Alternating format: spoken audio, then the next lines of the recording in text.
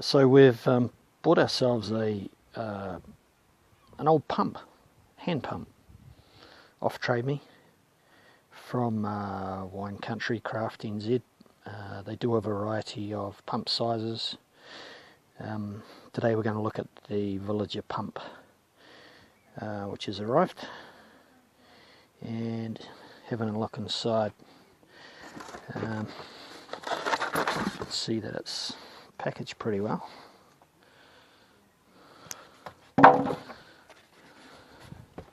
And it looks pretty ornate.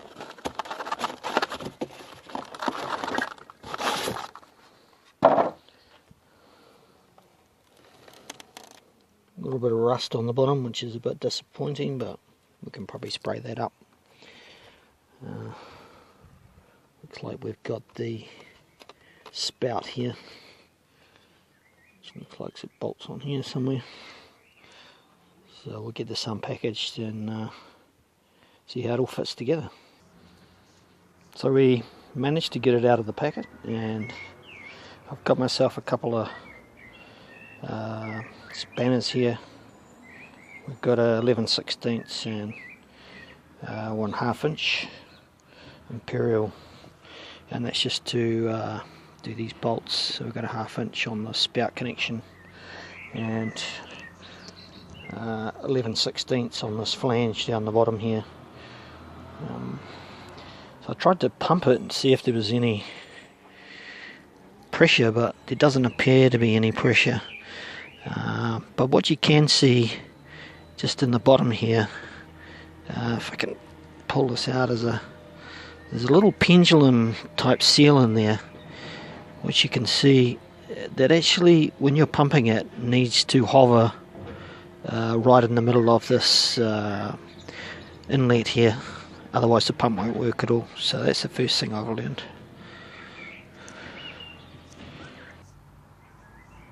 So the ad on Trade Me basically said just plug in a hose and away you go, and I can see by looking in here that it's going to take a little bit more than that. It did also mention about getting a plumbing fitting, which I suspect goes into this this hole here, threads in here, and we're going to get a bit of plumbing pipe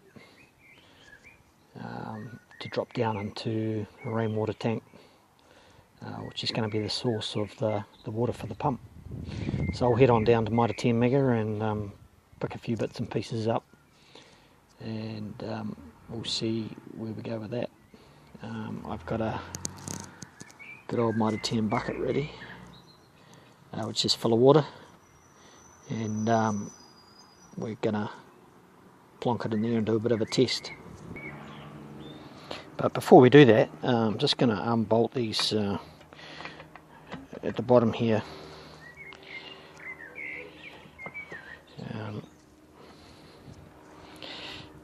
Take this flange off and just have a look underneath and see if we can see a few more of the moving parts inside.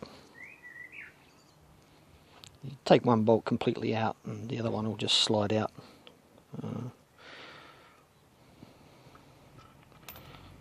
Careful of the washers there. First thing I notice is that this has a rubber seal, which is actually covered in paint, so I'll give that a bit of a clean up. And that's sealing on this fascia here. You can see now this pendulum as well, which has got a rubber seal on it, and that drops down through and seals as the pump goes up and down onto this little area here. So anyway, we'll see how that goes. Off down to Mega now to try and find some plumbing bits. We can see a little bit more in here we can see there is a rubber seal just in here, which is the main pump seal. A little bit rusty as well. But anyway, we'll go and get some parts and see if we can get this thing going. Okay, so we've tidied up the seal. We're ready to put this back together.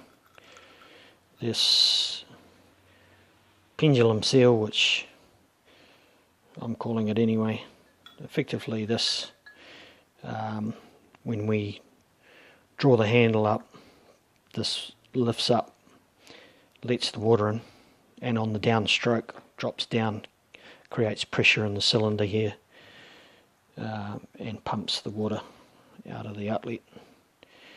So we need that to go down into the Marley pipe that we created. So we can pop that back on now, and just make sure that this pendulum seal just is held down the bottom here, protrudes out the bottom, otherwise it'll get stuck inside the cylinder.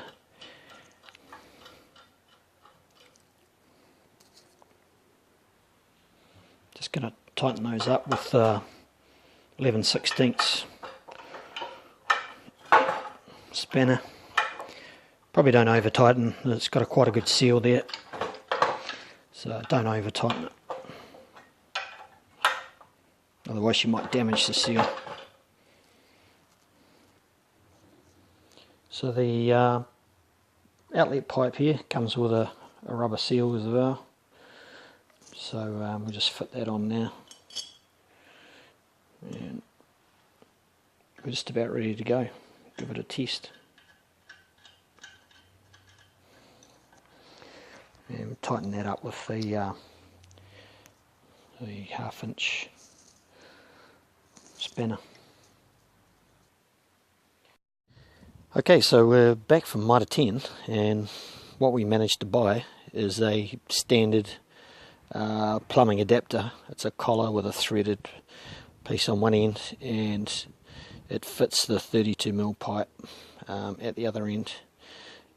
So that would be ideal for the scenario and would meet the claim on the Trade Me ad that, you know, you just go and buy a bit and it fits in.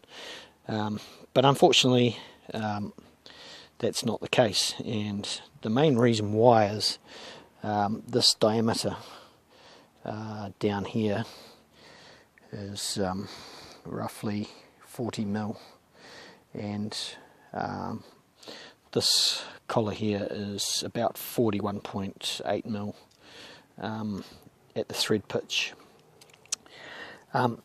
So in true Kiwi DIY styles, rather than waiting around for trying to find the correct one, what I decided to do was to deepen the thread pitch, and I did that with a hacksaw blade, just a standard hacksaw blade. So I ran that through and deepened the pitch, and I ran that through a couple of times, and then with a flat file just smoothed the top off the pitch going around. So deepening the valley with the hacksaw blade, and then taking the top off the pitch with the flat file until it was roughly 32mm. And so what we got in the end was actually a perfectly fitting adapter, because the actual thread pitch itself, the space between each thread, is the same as in the bottom of the pump. So it was just the diameter that was the problem. So I'm not even going to glue that in anymore. I'm just going to put a bit of thread tape on that, and that'll be absolutely fine. And once we put that in, we can sit the 32mm pipe will actually slot straight in the end of there, and then our pump is pretty much ready to test. Now,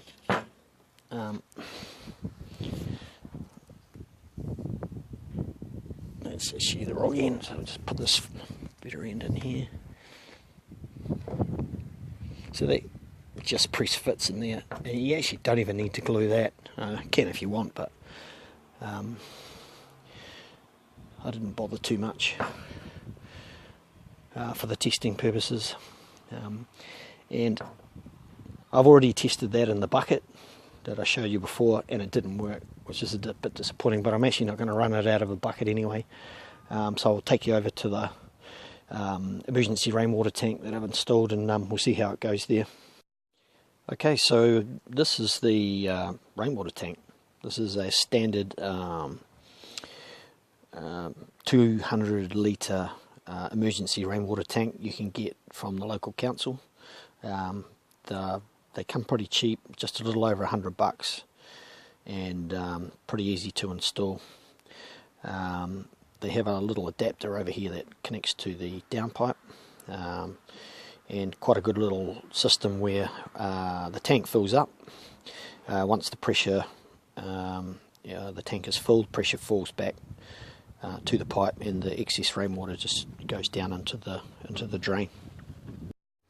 I'm not sure if you're supposed to bury these things, but I have, and basically I've made the hole about 200mm wider than the tank, and a little bit deeper, and filled that with river stones you can get down at the local landscaper, and the idea being that it just gives it a bit of movement if it needs it.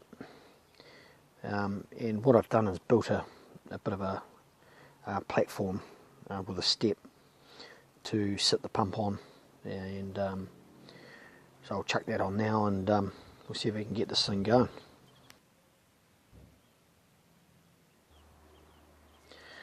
So what I've done is taken a roughly 40mm hole saw, and just put a hole in roughly where the pipe's going to come in. 32mm pipe will go down through there, and hopefully we can draw up some water. So the pump itself is not very high. It's probably only about 400 or 500mm high, and the spout comes out 2/3 the way up, so it's roughly only 200 or 300mm. So 200 to 300mm from the ground, so getting a bucket or a watering can underneath that just wasn't going to work. So I whipped up this little platform out of 2x2 framing, and then just covered it with a bit of Queeler. Probably cost about $60 for the materials. Bit rough but ready, and you can see I've done a bit of testing, but yeah, I've just used that same hole saw, cut a hole in the top, and I'll show you how it goes. Okay, so time to slot this in and see if we can get some water out of it.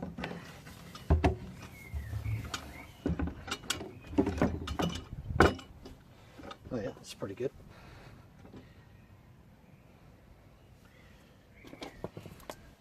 Just secure that down with a couple of coach bolts.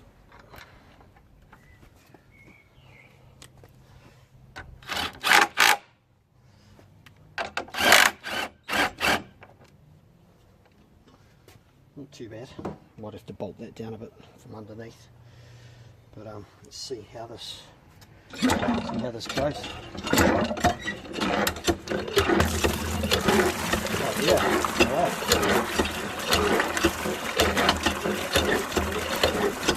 That's a good flow. I'm happy with that.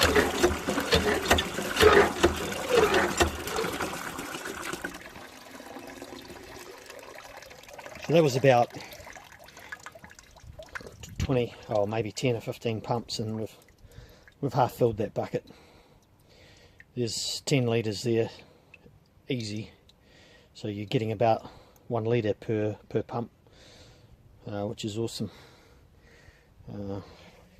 got a little bit of a leak coming out here, so I might have to have a look at that seal, but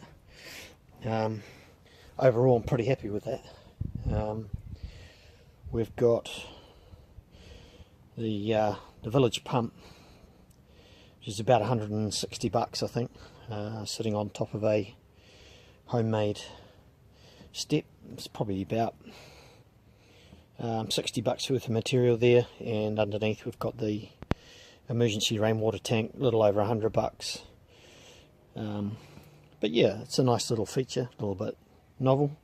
Now that we're paying for our water, it'll save us a little bit of money and probably pay itself off over time anyway. So hopefully you found that useful. Sweet ass, cheers.